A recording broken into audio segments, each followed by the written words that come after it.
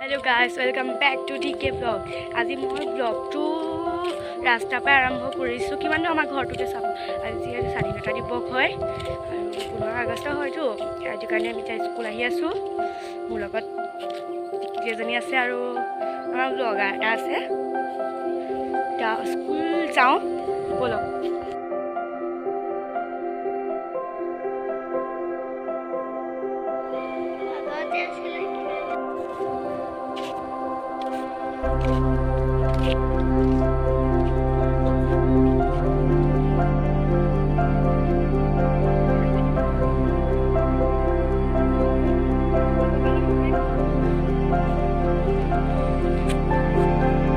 blog বনাইছে মেকুৰীৰ লগত